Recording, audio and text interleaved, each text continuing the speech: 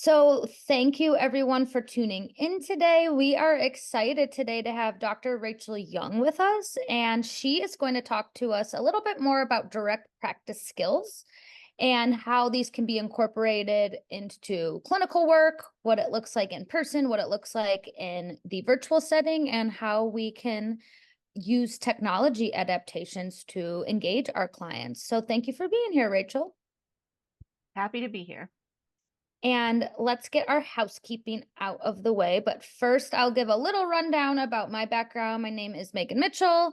I am a child and adolescent therapist I was just telling Dr. Young amongst many other things that I do. I am working towards my play therapy credentials. So play and expressive arts are a big part of the work that I do. I founded Agents of Change, social work test prep, and now we obviously have moved into the continuing education space, which we're very excited about to make sure that we continue to meet social workers' learning needs because we know this is a lifelong learning journey. And some of my interests include technology, innovation, like I mentioned, play. I also specialize in working with neurodivergent clients, so that's a big specialty of mine. And I am currently a doctoral student at SUNY Buffalo, focusing on multicultural supervision and ethics. So more to come out of that as I continue on in my doctoral journey. And let me tell you a little bit more about Dr. Young. Dr. Rachel Young has built a comprehensive social work career, combining academic work with practical experience in clinical settings and leadership roles. She has her PhD and a master's in philosophy and health psychology from Walden. She has her MSW from Andrews University, and she does primarily higher ed now. She works as an assistant professor and program director of social work at Mount Vernon Nazarene University. She oversees the BSW program. She teaches, she has some staff that she oversees, and she is serving as the field education director at Mount Vernon and lead clinician at LifeStance, has been the lead clinician at LifeStance Health. She has a lot of experience here. And she also has done research. She has publications. You can see here lots of different things here, kind of as all social workers do. We have lots of different interests. And she's Never drawn to the presented, field. yes. And she's presented in many different settings. And we've talked a little bit before jumping on here. She primarily works in the higher ed space now. So that's kind of where she has landed now in her career. And I think she'll have really good insight to give us on how we can teach students or those newer to the field about direct practice skills.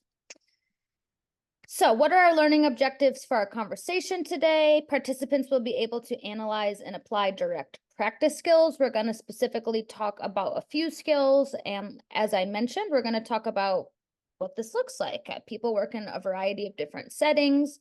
How might someone incorporate these skills? And I would say really strengthen these skills. I'm still working on these skills throughout. It's not that you just learn how to work with clients and that's it. It's definitely an ongoing journey. Participants will be able to strengthen clinical assessment techniques. I know we're going to talk about how you use your direct practice skills to kind of probably case conceptualize, how to gain information. How do we do this? How do we do this well? There's ways you can do things with some skills in your toolbox.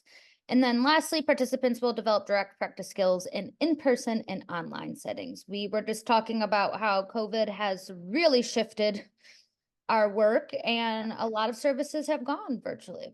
That's just the world that we live in. And then a few more housekeeping. Why is this important? It enhances client outcomes. If you have strong clinical direct practice skills, that's going to be beneficial for your clients. And it's definitely, like I mentioned, something that takes practice and it takes a lot of development in it. Why else is this important?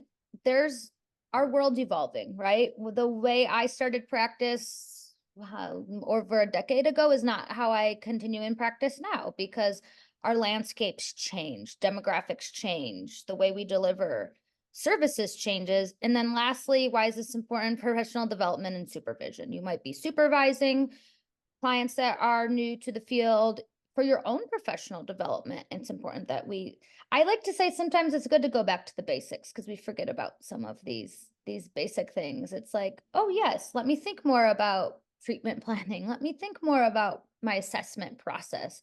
It can always be fine-tuned. So I'm excited to have you here, Dr. Young, and we will go ahead and if you want to introduce yourself and tell us a little bit about what you do day to day. Yeah, I'd be happy to. So, a little bit about why I care about direct practice skills. I'll start there. So, I have worked in a lot of different areas of social work. I knew from the second I learned about social work, that was what I was called to do.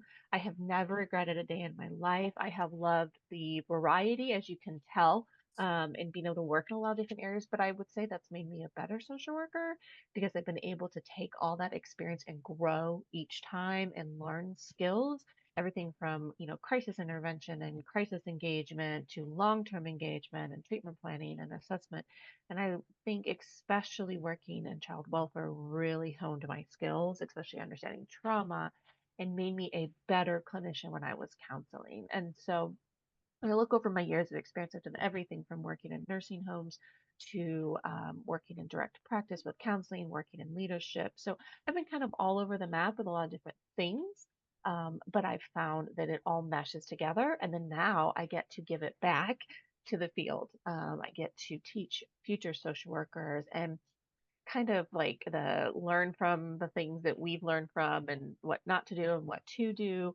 And nothing makes me happier than seeing future social workers go out in the field and know how to do this job and feel confident doing this job.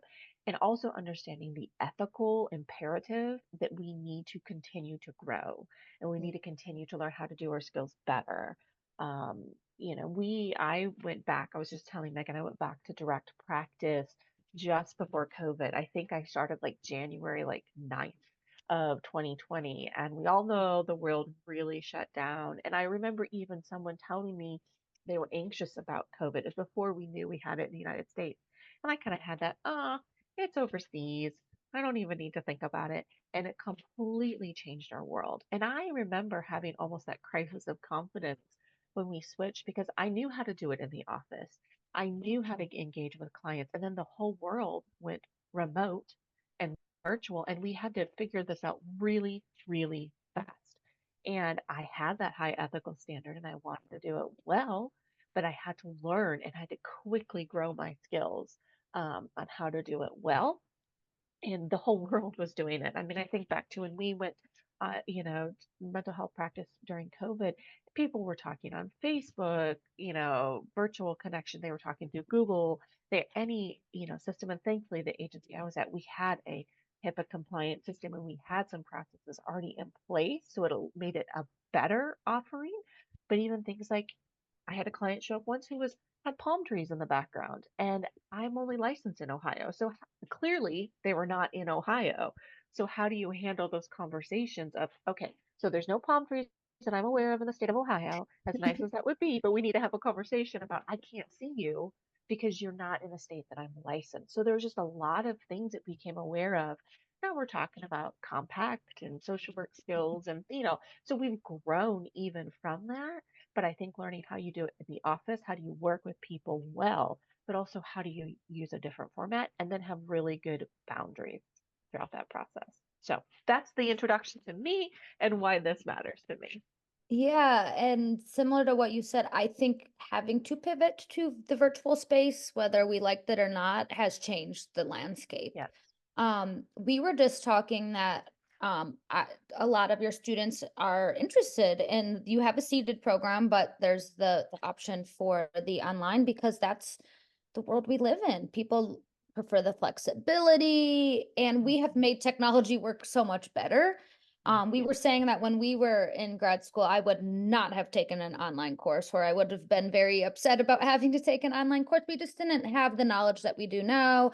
Technology is rapidly advancing, and I'm in a fully online doctoral program. And I actually Right. sometimes think that I'm getting deeper connections than I did when I was in my seated program because it's smaller. We have group me, we have so many different tools we're using to connect. Mhm.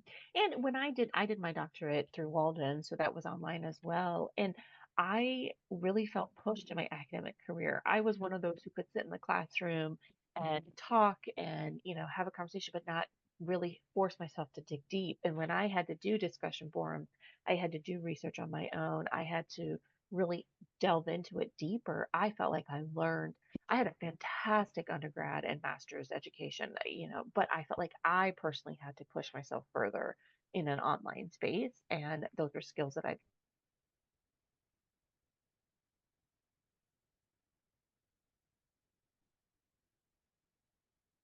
Zoom recording. so Okay. yeah, I think we have changed so much in how we've accessed education and we've accessed skills. And I really believe we can do it really well in online. And I really believe we can do direct practice skills well online, just as we can in the office. But there's some caveats for when we need to pick different locations. And we're gonna get into that. So I have three skills here that I know that you were wanting to touch on. So let's talk about these. Let's talk about break these down for me. Engagement, assessment, and treatment planning. Like, what does this look like? What does this mean to you? How would you approach this with your students? Yeah. So I think engagement, we have some fantastic articles that I have my students read about engagement. And really, it starts with a good self assessment. We have to really be aware of ourselves and what matters to us as we engage with clients. So if we are going to be potentially triggered by things, if we are going to not respond well to certain situations or not respond well to feedback, we're going to struggle to engage our clients. I can think of very, very early on in my career, I would do, hmm. And I thought that was demonstrating active listening as my client was talking. And finally, I had a client who was willing to say, would you stop? Please stop with it. It's disrupting my thought process. And I went, thank you. I really appreciate you telling me that because I thought I was being really welcoming and engaging and showing you I was listening and it was disruptive for them. And I think we have to really be open to that feedback and acknowledge that different settings and different clients are going to need different types of engagement. I like to say as social workers are really good at asking that next question. Don't just take it on face value, ask another question, dig a little deeper, and that leads into the assessment. But you can't do a good assessment if you can't engage with a client. And a lot of that really comes with really good like informed consent and really giving them that structure of this is what this is going to look like. I would tell clients from the very beginning, I value you and what you want to get out of this process. This is for you. And if I'm not the person that's going to help you get there, I want you to tell me. I'm going to start that from the very beginning that I'm not going to take offense. I'm here to help you and I'm here to work myself out of a job. I love that you said that being self-aware, and especially for those that are maybe new to the field, that was a big ego check for me, right? We want to say we can serve everyone. That's great, but that's not reality. And I too tell clients like, you tell me when this is not working for you anymore, right?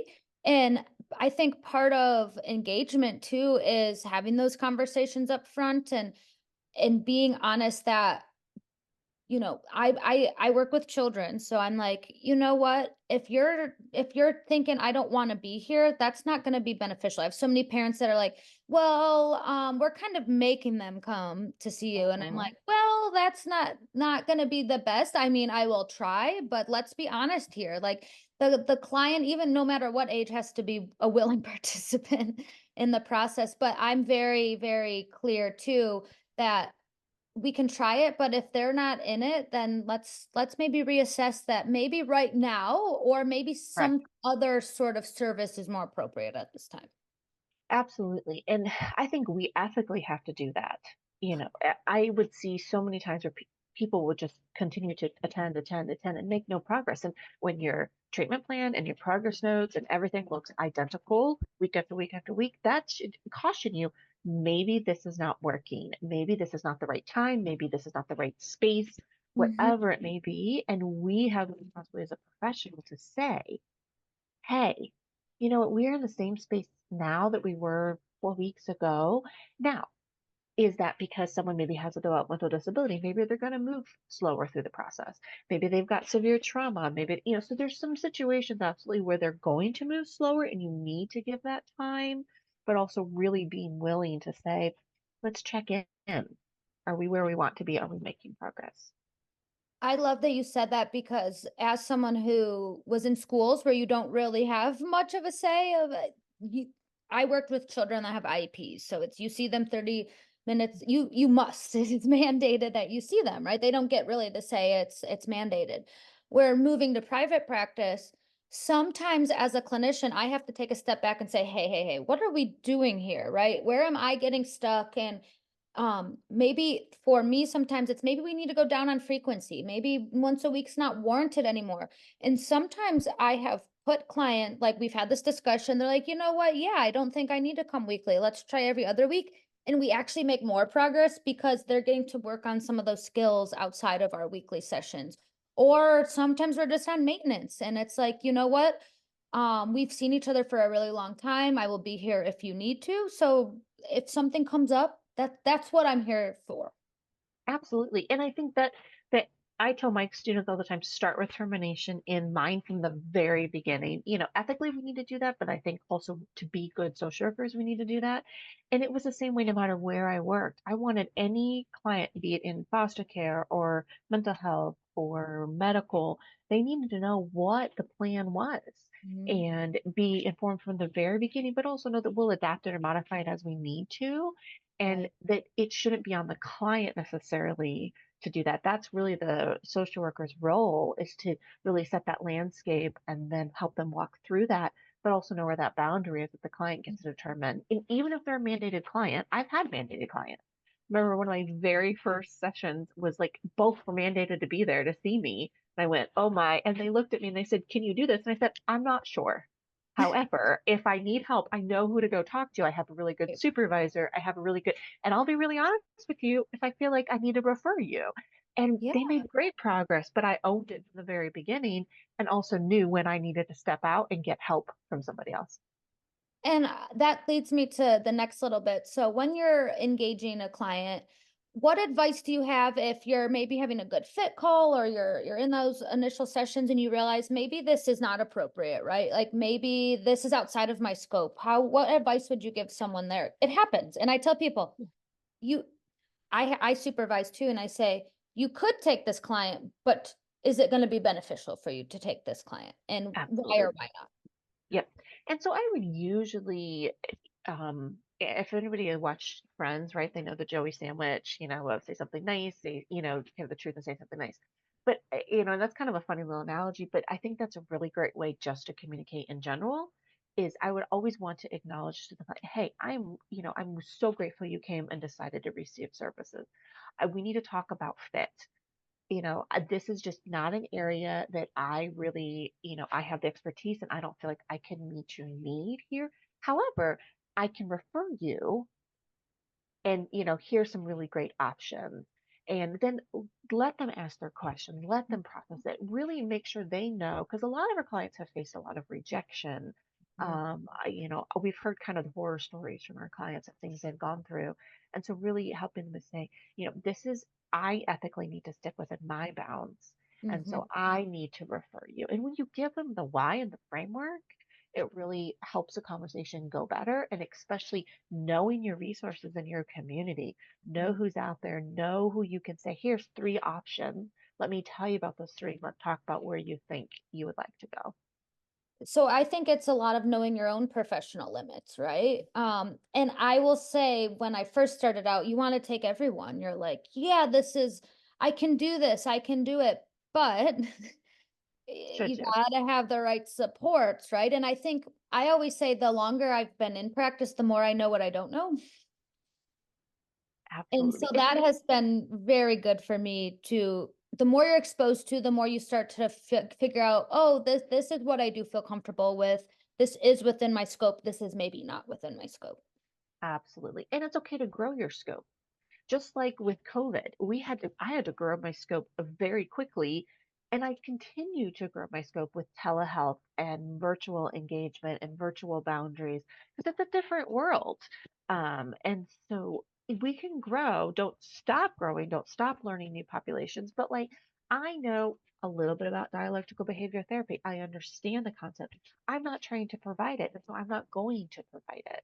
And so knowing those boundaries as well and being willing to say, hey, this is a great, I can refer you to someone. I love EMDR. I know a little bit about EMDR, but I'm not going to do EMDR.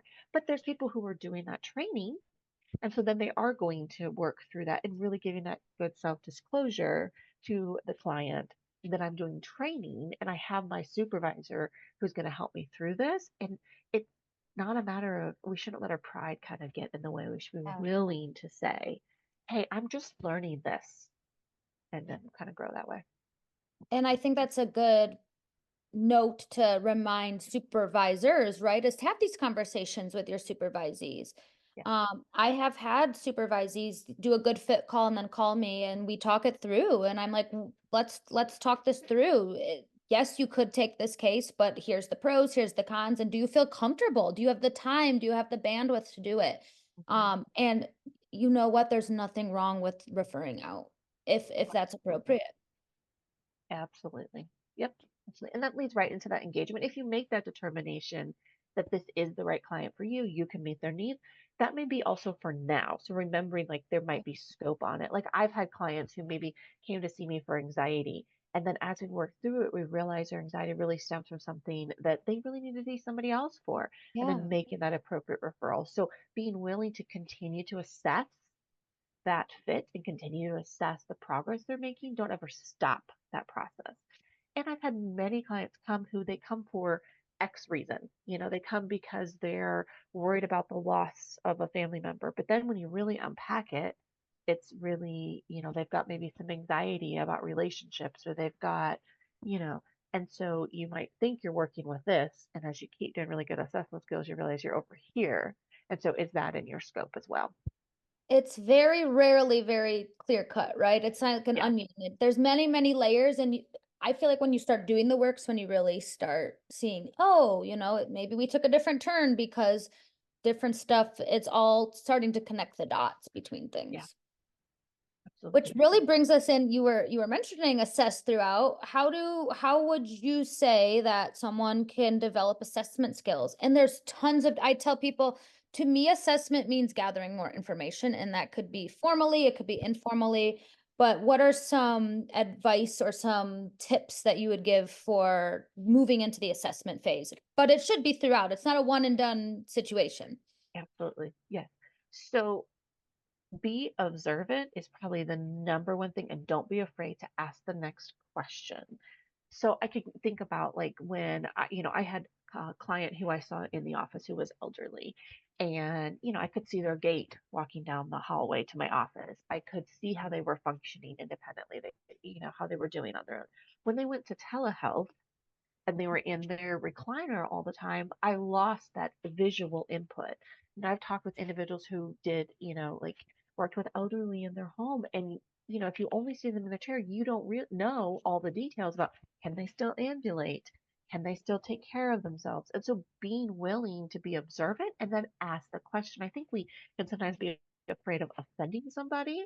Hmm. And so being willing to say, like when you came to the office, you always made sure you were dressed really well, but now that you're home, right, maybe it looks like maybe you haven't showered a little bit, and it could just be that they were in that COVID phase of, right, everybody kind of went without a shower for a period of time, or it could be that they were more depressed. Right. And so having those really good observation skills and then being willing to ask the question, hey, let's talk about this. I noticed this. And if they work, and you can always apologize and say, well, I wasn't wanting to be, offend you. I just want to make sure I'm really checking in on you and doing my job well so that I'm not missing something.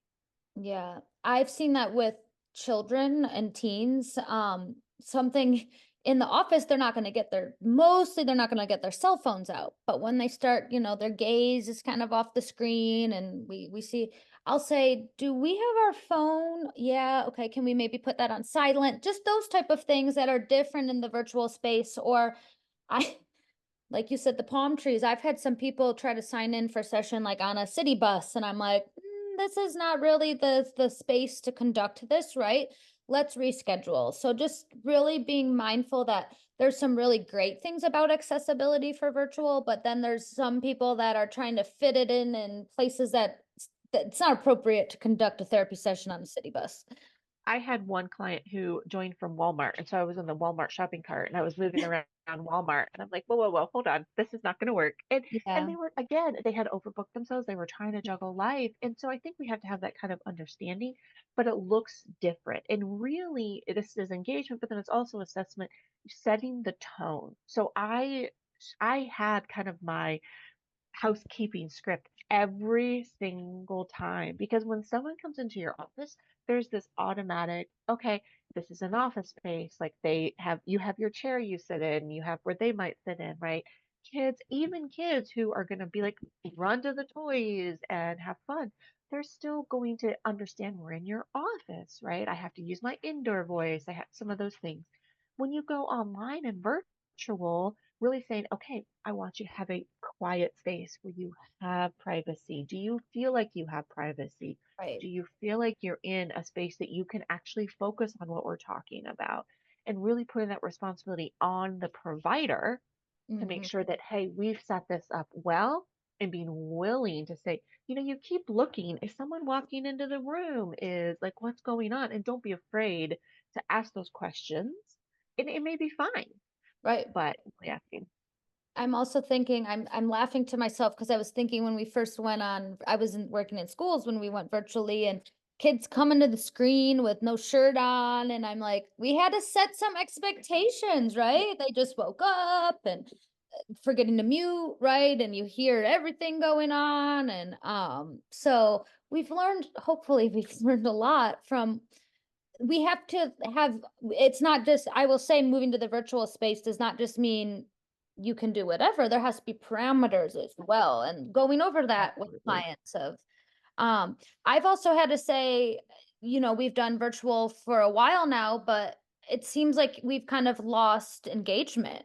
And if it's possible, I've had some people say, let's do a hybrid because I do see people in person. So they're like, maybe we'll, you know what, the parent might say they're really not, they're slipping up, they're not really engaged. Can we try for some in person? I'm like, absolutely, let's try it. Let's see. And I think that comes down to that good assessment skills. You may think someone's a great client to see virtually, and really, the responsibility ethically is to make that determination: is this an appropriate Right. way of offering services to this person? And it may seem appropriate, and then you may decide, I'm not so sure. I need to bring them back into the office. And there's ways. I mean, when we were in COVID and everything was shut down and we didn't have another option, we had to figure out how to do it well. But it doesn't mean you have to keep someone in a virtual space. It doesn't mean you have to keep someone in the office space. Being willing to assess the appropriateness of the service and make sure it's what the client needs. And I work with children. So I've had some parents say, let's try virtual for my 4-year-old. And I have to actually say, personally, I don't think that's going to be super helpful because I do play. And yes, they can play, but there's something about what certain clients I need for my own assessment purposes to have that in person assessment piece.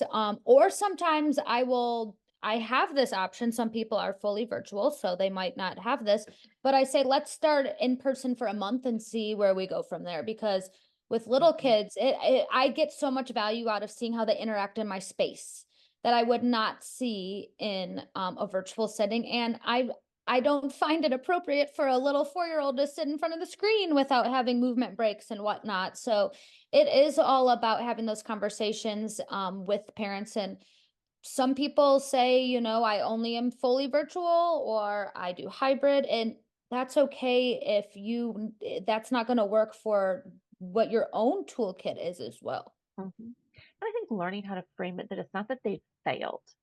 Because a lot of times that's Absolutely. what they're going to hear is I failed. That's not it. It's I would say to the client, I want you to have what you need.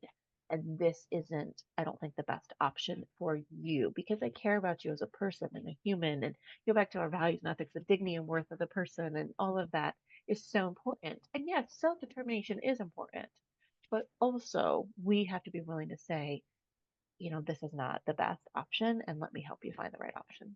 Absolutely.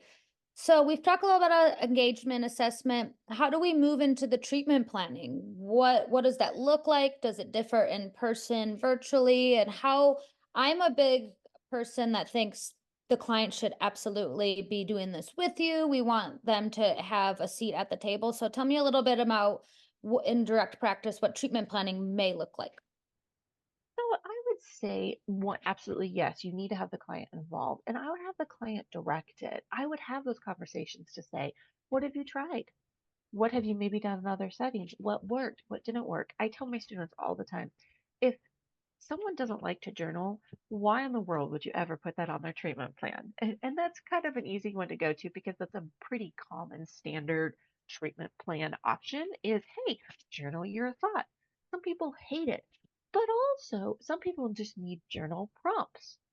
So I Right. would say, okay, if you're not a journaler, that's fine. I'm not going to put it on your treatment plan. But what about this? Have you thought about this? Are you willing to try this? And they might find even if it's just three questions. What made me anxious today? What was my happy moment of the day? What was, even if it was just three questions, sometimes that's enough. And then you can get through that conversation. So really being realistic, especially during COVID when people were isolated and alone and couldn't use a lot of their regular coping skills, being inventive, but also not saying to a client, I want you to go to a group exercise class if that's not what they want. Maybe they would much rather take 7 5-minute walks outside. Great. I think it's not about me and what I want. It's about what the client is going to actually do Right. and find beneficial. And yes, we absolutely have to have some clinical components like psychoeducation and, all of those pieces, helping them identify skills.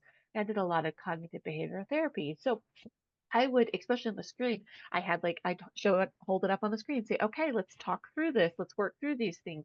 So you have to have those pieces, absolutely. But you don't want to put things on a treatment plan the client is never going to do because then you're just setting them up for failure. So I think that's one of the most important things. But then also really connecting it to what their needs are. I would forever see treatment plans that kind of just kept going as a supervisor or progress notes, and they're talking about anxiety all throughout the treatment plan, but the client really has like depression that Mhm. came out later because they would come in. Actually, it was usually the opposite. People would come for depression, and then we'd find out it was anxiety that was secondary because of, the depression. And so I would say if you started with depression, but you're really working with anxiety, why is your treatment plan all about depression? You got to go back and redo your assessment, redo your treatment plan, and be Yeah. willing to do that all the way throughout and have really good disclosure about what termination looks like. What is the goal? Um, and so I would say to clients, especially with anxiety, I would say, this is our plan, but I'm going to be really honest with you. Most people have anxiety about having anxiety. And so when we feel like we're in a good space, I would make them make notes and walk through what they did to get themselves there and say, now you have that resource, so you can do this on your own, but I'm not going anywhere. Mm. So we can schedule it, so end Yeah. isn't always end, right? Sometimes that you're going to pop back in 3 weeks. Sometimes they just Yeah. need to know they can pop back in 3 weeks. So really making it individualized, having the client direct it and asking good questions so you're not putting things on the plan that they're never going to do. And as someone that works with kiddos, I'll have parents email me, I want them to work on this, this, this, and this. And I said, okay, let me assess first. And it might be like, I want them to have better relationships with their siblings. That, and then I'll talk with the child, and that's not an interest to them whatsoever. Right? So I'm like, I have to have that conversation with parents that we're not there. I'm not going to force them to want to have a better relationship with their siblings, but maybe your child wants to work on communication, which can be more applied to a general, theme. But it can be really hard when working with kids because parents have an idea, or I don't know if you saw this in practice. They might get a referral from maybe a primary care or someone, and it says they should do DBT or CBT. I had so many parents come in telling me that they need this certain type of modality. So a lot of it was doing psychoeducation. And If that's appropriate, I will do that modality, but I'm not just gonna say, yes, you need CBT because your physician said you need CBT. Absolutely. And every treatment plan, if you say we tend to find specializations, right? So I had Mhm. a lot of individuals with anxiety, adult ADHD who didn't work with it when they were younger, Yeah. and so they're dealing with the associated, outcomes as an adult. And then a trauma kind of tended to be mostly what my caseload was made up of. And so you may have people who they think they have one need and then they it's something else that comes up, or they think they want a certain modality and then something else is going on. So being flexible and, willing to adapt. Absolutely. And I'll just share a personal antidote. I was going through a job change last year and I was going through all these stuff and it was causing anxiety. And so I was working with a therapist and the therapist said, "Are you anxious or are you bored?" And no one has ever said that to me before. And I said, "What do you mean?" And we teach through it. And what we come to find out, I have an ADHD. And all my whole life, what I thought was anxiety was actually like my brain being so hyperactive and overactive. And that was like a game changer to me to think, oh, I'm an anxious person, which I still definitely have anxious tendencies, but it was something else completely that through this process, we were able to figure out, which I think was like really for me personally, like, wow, like we can't just be so narrow-minded to think, oh, this is the one thing, because things do come out as we work with practitioners. And I think that's really good skill for practitioners to have to say, you know what, I'm actually seeing something else come up. Like, have you ever considered this? Yep, absolutely. And if your treatment plan looks the same for every single person who has anxiety, right? You've got like a concern. You definitely don't want that. I mean, you've got your things like are really good and helpful, but making sure they're individualized. But like you said, absolutely asking that question. I had so many people who'd come as adults who thought something was wrong, like they were a failure. And then we'd be able to help them understand what was going on. And that was really all they needed was like, oh, okay, so I'm not lazy. I'm not, and yeah, like let's help you understand what's going on in your brain. And then I would also say, people be afraid, especially they come in like with anxiety or maybe some obsessive thoughts, and they'd say, well, I'm worried about like my child, or I'm worried about this. And I'd say, okay, is this clinically Mhm. impactful for you? I realize that maybe your spouse doesn't like you talking about, I'm worried about my baby at daycare, but is this obstructing your ability to function? Is this obstructing your day to day life? Because there's some normative pieces of you're a new mom, you're going to think about your baby, Right. and so really helping normalize also everybody has all of the emotions. That's normal, that's human. And so where is that clinically significant point that we need to then work on something? I love that you brought that up because I'm obviously all for mental health care and access, but sometimes I tell people that maybe we just monitor for a little bit and it doesn't rise to the level of needing to come seek treatment. Mhm. Um, but sometimes they are referred from maybe school or something, and I'm like, can I just get eyes on your kiddo? Let's see what's going on and let's come up with a plan from there. Yep. Absolutely. So being willing to not, oh, someone's come in, I've got to work with them, I have to do, being willing to say, maybe this is okay. Or Mm. maybe we have just a little bit of modification we want to work with, or a little bit of skill we want to build. Not this, you got to come see me for 3 years because you're fighting with your siblings and you're a year apart and you're like 8, 9. Yeah. Well, some of that's developmental and it's going to get better as you get older.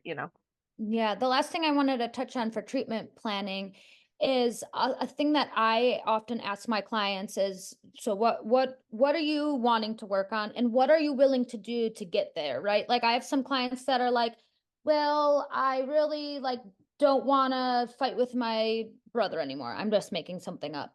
And then I'll say, okay, and what are you willing to do to get towards that goal? Well, nothing. Okay, well that tells me some things is there has to be, if you think of the behavior change wheel, you have to be committed also. Hmm. And sometimes I have to tell parents that, and clients, like, maybe now's not the time because you have a lot of other competing things, or it's just not something that is important right now, and that's okay.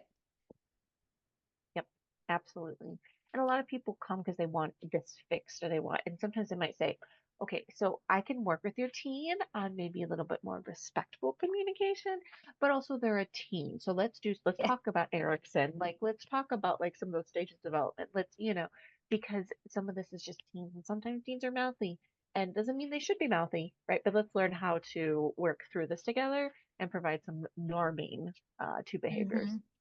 A lot of psycho ed with parents. And sometimes my work actually turns into like, let's do some parenting work Yep. instead, because we can get a lot more done with the way we see things or approach things. And a lot of it is parents not know, you don't know what you don't know, right? So it's like, Mhm. or if it's their first child or they're like, is this normal? I'm like, well, actually, yes, your teen is sleeping all the time and 90% of teens are sleeping a Yeah. lot more. So just talking about, like you said, some of those norming things, and a lot of times I just want to be validated that this is a normal part of development.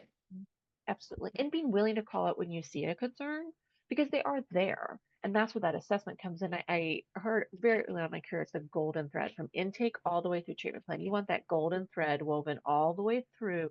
Make sure that you're doing comprehensive, complete work with any client and being willing to adapt that as need be. Don't be afraid to ask questions. Don't be afraid to dig, but also respect if the client's not ready to go there. Mm-hmm. We'll shift gears a little bit. So how, say someone is working with someone new to the field, it might be a student, it might be a supervisee. How can they help? How can people that have been in the field, how do you help your students develop these skills? So repetition is important. So really, like when I'm teaching, for example, individual engagement and individual direct practice skills, we have repetition over and over and over practicing them. And I will have students say, I have done informed consent so many times, I feel really comfortable with it. So there is some piece of repetition.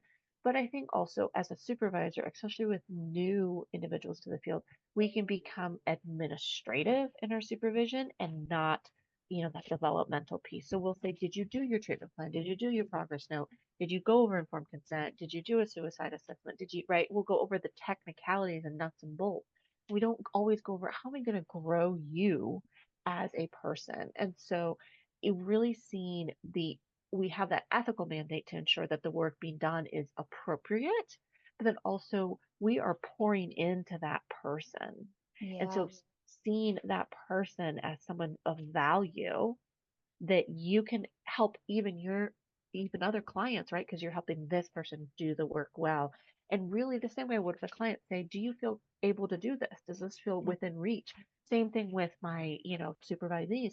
Do you feel like you can work with this population? Do you feel like you can do this type of treatment? Do you feel like, because if you can't, that's okay. Maybe that's not the area for you. And you may be surprised. I said when I graduated, I wasn't going to work in with elderly or foster care. My very first job out of college was in a nursing home, and then I worked almost 10 years in child welfare. And so I think the world kind of laughs at you a little bit like, oh, yeah, guess what? You think you're not going to work in that area? But I loved it. And so we can be surprised and where our skills grow and having somebody who will pour into you and really uphold you and normalize it's hard work and Mm-hmm. being willing to kind of put the caution flags up ahead and be like, hey, I want to check in. Like your progress notes are getting behind. I don't want to come from this punitive of you're late on your progress notes. Absolutely, they need to be done. But then also, what's going on? Let's talk about Right. what is prompting it to get behind. And so, building not only that space to learn the skills, doing that administrative piece, but also doing that personal piece and modeling what you want them to be. As you were saying that, I was kind of thinking that we go through this process with our supervisees too. We are engaging them, we're assessing their progress throughout, and we're not necessarily treatment planning, but we should be doing, I like to do professional development planning. Where do you want to be in 5 years? What do you need from me? What trainings interest you? Like where can I be of assistance to you too? So it really does model what we do with clients. Yeah. And the way we are going to adapt to our clients, absolutely. I have my personal self, my identity, the way I conduct myself, but I'm going to adapt and modify based on my client, my assessment, and what they need. And I've had some staff who are like, I want to talk to you twice a week. I just need to know I have that space. I need to know I have, and have some who say, hey, once a week is great. shorter time, I will find you if I need you. And so being willing to adapt and modify how you're going to supervise based upon the supervisee's needs. And we talked previously before jumping on the call that no matter how long you've been in the field, you can still benefit from consultation or I was saying the thing I love to say is the more I've been in this field, the more I know I don't know Yep. because there's so many nuances and that's okay if you need to maybe reach out to someone that has an area of specialty that you're like, "Hey, can I just talk to you about this case?" Mhm. right? Or can I maybe I need more support too. And I supervise and if there's something out of my purview, I'll say, I don't have the skills in this area, but let me connect you with someone who does. Absolutely. Absolutely. And having that willingness to peer consult, it doesn't, it, a lot of us will think it's negative, right? It's negative on me that I don't know the answer to this. I don't know how to do this. And in fact, it's negative if you don't If you reach don't. out and peer consult. And so I tell my students also in class, and then certainly in the future, I say, get with people who can help support you. Don't be afraid to talk to peers. Don't be afraid to reach out. Mhm. Find your kind of tribe, if you will, Yeah. that has not only skills that you don't have, but also has that kind of foundational um, place that you're stemming from, where you can be authentically you and also process that without fear of judgment or retribution or right negative outcome. And so creating that space and helping other people then create that space. Mhm. And letting supervisees or those new to the field know that these opportunities do exist and take advantage of them when you can. Absolutely. And seeing if I've unintentionally put barriers in their way so they can't Yeah. access it.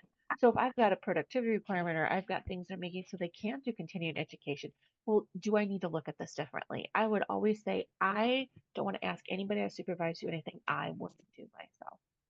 I love that. Yeah. And so really having that assessment of if I need the space to grow, I need to make sure I give them that space. Mhm. We're just that's what I think I love about this field is it's just really such a lifelong process. Yes, And I feel like daily I can listen to a podcast or I'm find an article and it's just amazing how much you can learn on a daily basis in this field. And you really should be learning daily basis in this field, no matter how long you've been in the field for.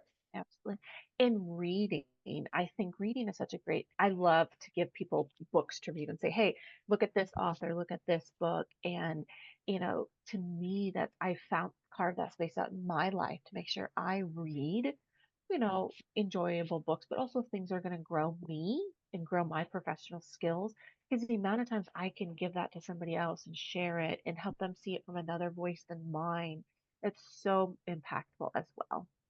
As it's funny, as we're sitting here, I have a book, Multicultural Therapy Deliberate Practice, because Yeah. I have stacks of books everywhere because if I need to grow in an area, I'm seeking out those resources and those tools to find it. But you can always find a stack of books near me Absolutely. somewhere in my space.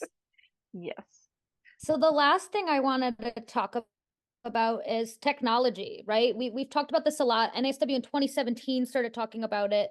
We are one of the only fields that has deliberate technology usage in their code of ethics. So it's important that we reflect on I like to think of the digital divide, right? We've come a long way, but not everyone has the Mhm. same skills that I have, and people have more advanced skills than I have.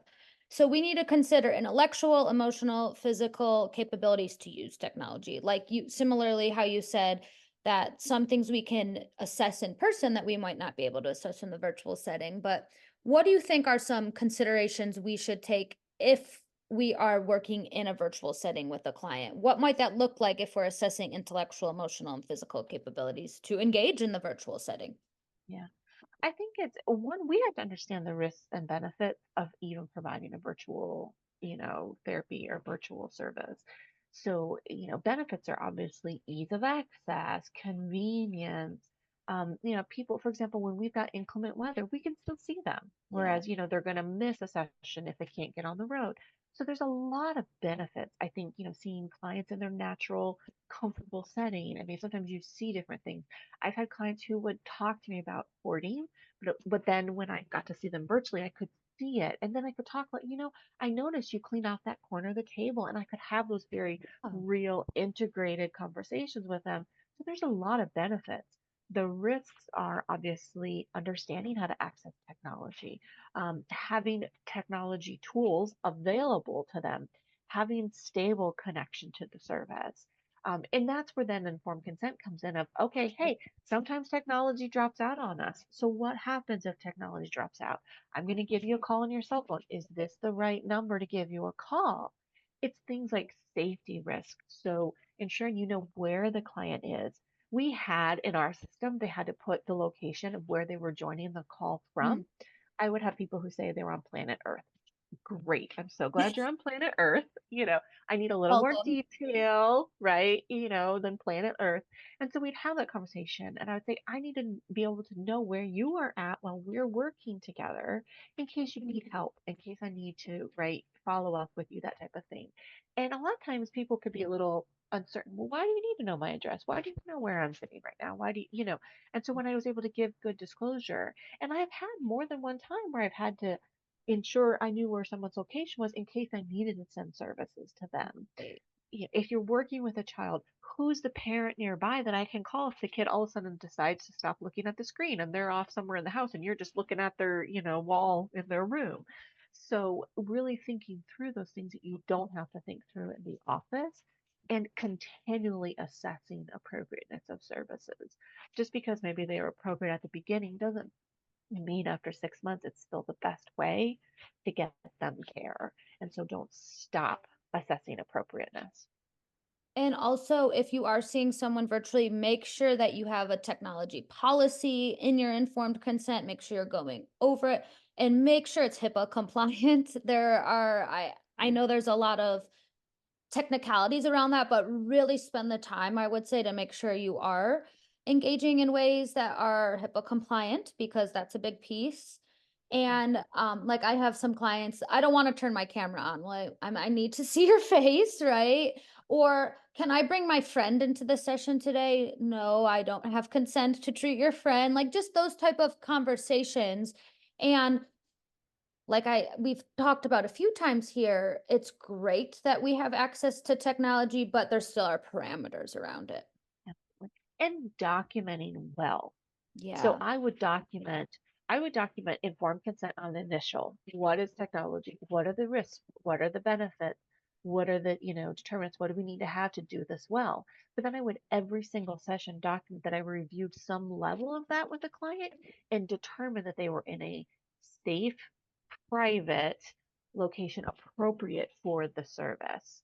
So it Mhm. wasn't like a one and done at the beginning. It was that continual ongoing. Something like when I have the person with the palm trees in the background or I'm in the Walmart shopping cart, right? I can say, hey, this doesn't meet the criteria. And we as a professional have to take that role on. It's not on the client and really educating and giving an explanation for why this is appropriate or hey, why we need to change this and modify it. And also, just from an accessibility standpoint, if someone needs maybe closed captioning, or live in Washington, D.C., so there's a big deaf population where they might need a third party service that signs in real time for them. Like making sure that those are also compliant, that if you have a third party service or there is something that you're offering that, or you are documenting ways in which you are utilizing the technology to meet access needs. Absolutely, absolutely. And there's times that you can't modify it, Right. but then there's times that you can, and really communicating that well. And I think the biggest ethical downfall people fall in is inappropriate termination. It happens unfortunately more than people would like to admit, I think, but really preparing for if that is the case, if it's not appropriate, how do you make sure they're taken care of until they can get an appropriate level of service? Maybe you are completely virtual, so how do you get them to somebody in person and make sure they're okay through that transition? Yes, something that I will also say is we talked about assessment, but assessing for is I work in outpatient. I do not do inpatient work. So sometimes I have to say you might where you're at right now warrants a higher level of care. So let's think about what that looks like, what that transition would look like, because we have to know also not only do we have, our scope, but we have different settings we work in, right? And sometimes outpatient is not the most appropriate setting for someone. And there is the piece too of messaging, I think, as we've gotten better with technology and doing virtual offerings, we have gotten more into the I'm going to message my provider. I'm going Mhm. to reach out to them that way. It's a great accessible feature, but also, do we want to be having the client talk with us about the argument they had with their husband through a text message through their chart? Or do we want to set that boundary up of, these are the reasons to message through the system, and these are the dates and times I'm available and I'm going Yes. to answer, and this is then what we're going to need to talk about in, your session or in the office or whatever it may be. Absolutely. I guess the last question I'll ask you before we wrap up is how could when should someone, I mean, we should always be thinking about boundaries, but what are some boundaries people might need to think about in the virtual space? Because you might work from your home and maybe you're forgetting to get up and take a walk, or maybe because you're in your own home, some of your own professional boundaries start to get a little bit more lax because you are more comfortable. So what are some things or some different areas you think that people that are working in the virtual space should consider with boundaries? So I joked I had my HIPAA hobble, but that's where I did, like my counseling, because I made sure to do like, can people hear me through this household door? Is there a window potentially that someone could come past and Right. see, what I'm doing? So really thinking about privacy, thinking about, some of those features that are important, that I would do in an office setting. I need to do the same thing at home. Think about what's on your wall behind you. I had the live laugh signs on my wall, and I had a client go, that means something else to me, and I didn't even think that through. And so really, you know, going through what's in the background behind them. You're working with kids, setting good, having toys or things that right are appropriate for kids. So Right. really giving that good background setting, but then also for the client, helping them out, where are they going to be, where's appropriate, are they in a private location, are, that type of thing. So those boundaries really come in. And also getting up. It's so easy. You think about if you're in an office, you're going to get up, you're going to walk out to the lobby, you're going to get the client, you're going to go to the bathroom, you're going to do those things. And it's so easy. I would do 10-hour days of telehealth. And so it's so easy to start and just keep going and realize you really haven't moved throughout the day. You really spent your whole day just focusing on the screen. And so making sure you do good self-care for yourself, good sleep hygiene, good, Yeah. food hygiene, all of those things that you need, because you can't pour out of an empty cup. Yep. I love all of those. My husband works from home and I said, you need to get out of the house. You have been in this house too much. So now he started going to a co-working space because I just said, for my own sanity, I need you out of the house.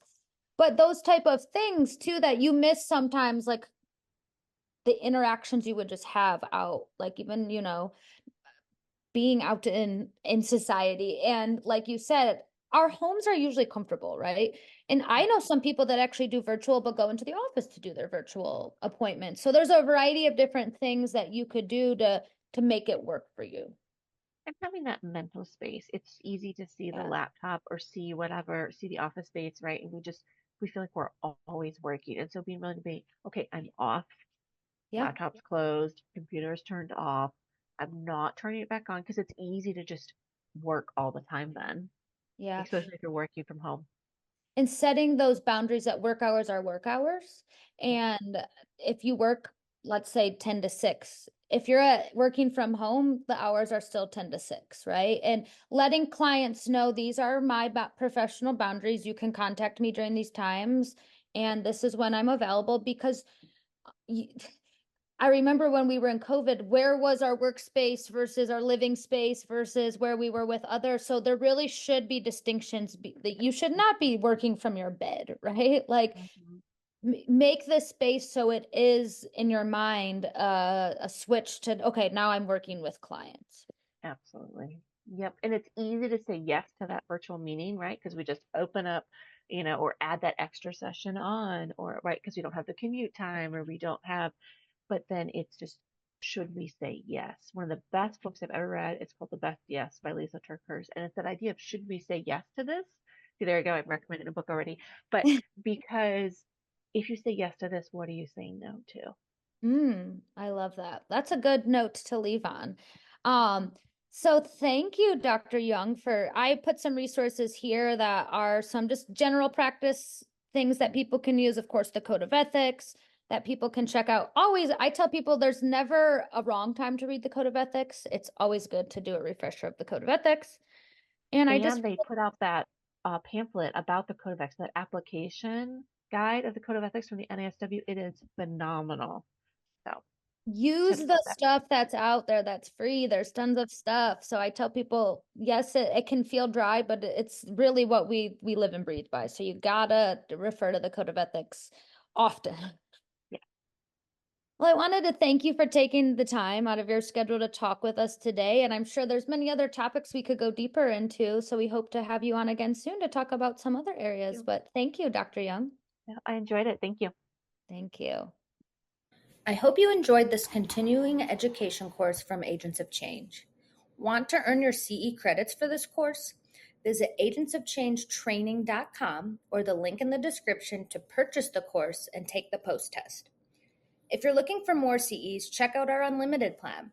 You will get unlimited access to 150 plus ASWB and NBCC approved continuing education courses for one low annual fee.